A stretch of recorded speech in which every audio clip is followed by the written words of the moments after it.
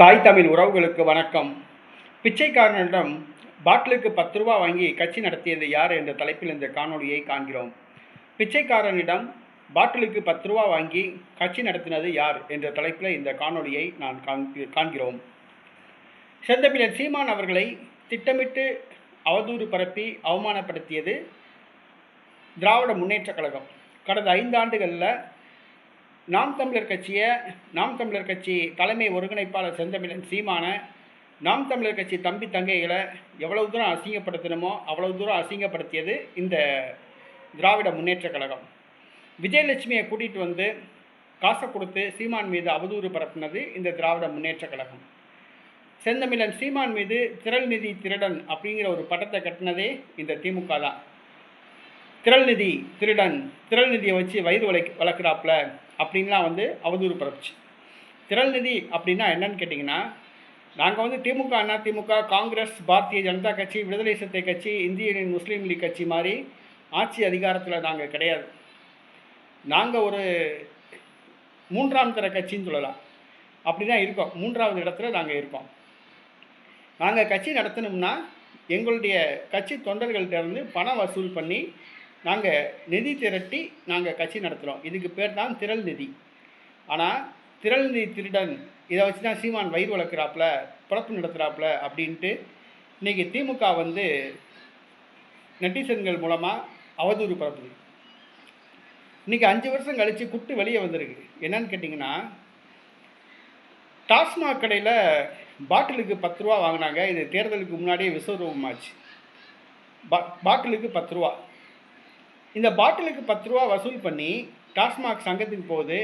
டாஸ்மாக் ஊழியர்கள் பிரித்தது போக 33 கோடி ரூபாய் மாதந்தோறும் திமுகவின் தலைமையகமான அறிவாலயத்துக்கு கொண்டு போய் இந்த டாஸ்மாக்காரங்க போய் கட்டுறாங்க. கட்சி நடத்துறதுக்கு திமுகவுக்கு நன்கொடையாக இந்த 33 கோடி ரூபாய் கட்டுறாங்க. இந்த பணம் எங்கேருந்து வருது? டாஸ்மாக் கடையிலேருந்து பாட்டிலுக்கு 10 ரூபா வாங்கி எதுக்கு? திமுக கட்சி நடத்துகிறதுக்காக வேண்டி. கட்டுறது எங்கே? அறிவாலயத்தில் போய் கட்டுறாங்க. இப்போ மே 10ஆம் தேதி புதிய முதலமைச்சர் பொறுப்பேற்றிருக்காப்புல ஜோசப் விஜய்கிட்ட போய் இந்த 33 கோடி ரூபாயை கொடுக்குறாங்க. அவர் என்னன்னு கேட்குறாரு? பார்ட்டி ஃபண்ட் அப்படிங்கிறாங்க. என்ன? கட்சி நிதி. நாங்கள் ஆளுங்கட்சி யார் இருக்காங்களோ அவங்கக்கிட்ட மாதம் மாதம் இந்த பாட்டிலுக்கு 10 ரூபா வாங்கி இதை நாங்கள் கொடுப்போம். இப்போ நீங்கள் தான் ஆளுங்கட்சி, உங்கள்கிட்ட தர்றோம். உடனே அவங்க என்ன சொல்லியிருக்காங்களா, இதை உடனே போய் கருவூலத்தில் போய் கட்டிட்டு ரசீதை வாங்கிட்டு போங்க அப்படின்னு விரட்டி விட்டுருக்காங்க. இதைத்தான் சட்டசபையில் பார்ட்டி ஃபண்ட் அப்படின்னாரு. உடனே உதயநிதி விளவலத்து போய் வெளிநடப்பு பண்ணுறோம் அப்படின்னு வந்துட்டார். ஒரு குட்டு வெளியே வந்திருக்கு. பாட்டிலுக்கு 10 ரூபா வாங்கி டாஸ்மாக் கடையில் பாட்டிலுக்கு 10 ரூபா வசூல் பண்ணி கட்சி நடத்தின கட்சி தான் திமுக. பாட்டிலுக்கு 10 ரூபா ஒரு படித்தவன்கிட்ட காசு வாங்கினா கூட பரவாயில்ல. ஒரு கொத்தனார்கிட்ட, ஒரு இன்ஜினியர்கிட்ட, ஒரு டாக்டர்கிட்ட, ஒரு வழக்கறிஞர்கிட்ட, டாஸ்மாக் கடையில் போய் குடிக்க போகிறவங்கள்ட்ட போய் பாட்டில் 10 ரூபா வாங்கினா கூட பரவாயில்ல. ஆனால் காலையில் எந்திரிச்ச உடனே 6 மணிக்கெலாம் போய் ஹோட்டல் வாசலில், டீ கடை வாசலில், டிபார்ட்மெண்ட் ஸ்டோர் வாசலில், மால் வாசலில் நின்று கையேந்தி 5 ரூபா பிச்சை எடுத்து அந்த பகல் பூரா அந்த 5 ரூபாயை சேர்த்து வச்சு 12 மணிக்கு எப்போ டாஸ்மாக் கடை திறப்பான் அப்படின்னு சொல்லி போய் ஒரு பிச்சைக்காரன் போய் பாட்டில் வாங்க போகிறான் பார்த்தீங்களா? 12 மணிக்கு கடை திறந்த உடனே டாஸ்மாக் கடைக்கு போய் ஒரு பிச்சைக்காரன் போய் பாட்டில் வாங்க போகிறான். அவன்கிட்ட 10 ரூபா வாங்கியிருக்காங்க. ஒரு பிச்சைக்காரன்கிட்ட 10 ரூபா வாங்கி வசூல் பண்ணி கட்சி நடத்துகிற இயக்கம்தான் திமுக. பிச்சைக்காரன்கிட்ட, டாஸ்மாக் கடையில் ஒரு பிச்சைக்காரன்கிட்ட பாட்டிலுக்கு 10 ரூபா வாங்கி இன்றைக்கி கட்சி நடத்துனவங்க தான் திமுக. ஆனால் இன்றைக்கி திரள் நிதி திருடன், திரள் நிதியை வச்சு சீமான் பொழப்பு நடத்துகிறாப்புல அப்படின்னு திமுக கடந்த 5 ஆண்டுகளாக அவதூறு பரப்பியிருக்கு.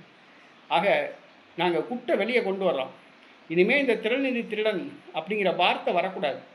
அது யாராக இருந்தாலும் சரி, திரள் நிதி திருடன் சொல்லி எங்களுக்கு கேவலப்படுத்தினீங்கன்னா நாங்கள் அதை விட மோசமாக நாங்கள் பேச வேண்டியது வரும், கேவலப்படுத்த வேண்டியது வரும்.